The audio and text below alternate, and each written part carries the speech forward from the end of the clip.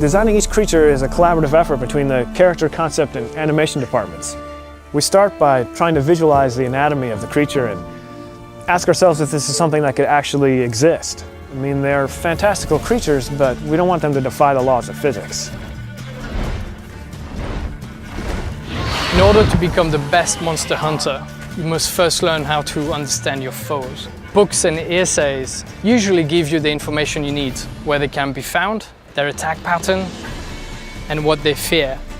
And it is your job to figure out the best way to kill them. Geralt has a lot of tools available at his disposal for fighting enemies in The Witcher 3. His steel sword, for instance, is used primarily for fighting human opponents, and his silver sword, which he uses for fighting monsters. Geralt can also use a crossbow for fighting ranged or flying foes that are trying to keep their distance from him. Crossbow is also very useful for fighting underwater against swimming monsters, such as the Siren. Harpies are vile feather creatures that fly around you and circle you. Now the only way to deal with them is first to bring them down. And that's where your art spell comes in handy. Sort of compressed air that will bring them down to the ground where you can finish them with your sword. Some monsters in The Witcher 3 can actually swim. These can attack the player while he's in the water and even go as far as attacking his boat. This can be really dangerous for the player if the monster has a natural affinity for water, such as the Drowner.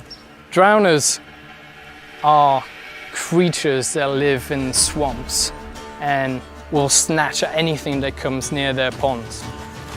Now these particular creatures absolutely hate fire and they fear it. And that's where your Igni spell, a flame that bursts out of your hand, comes in handy. And that is the best way to kill them. With the werewolf, a bomb filled with silver powder will take away his regenerative abilities. This will make it much easier for the player to defeat him after. The player can use weapon oils to coat his weapons that will make them do enhanced damage against specific enemy types.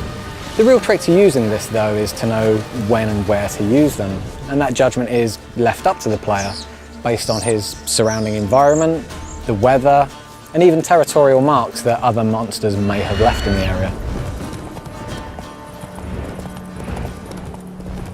So we've created this complex behavior system in the game that actually allows these creatures to live in the world that they inhabit.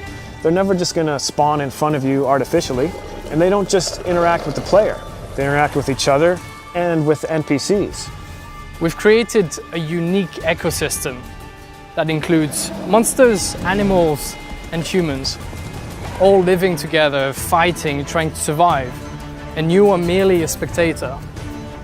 Now it is your choice to interfere with whatever is happening in front of you.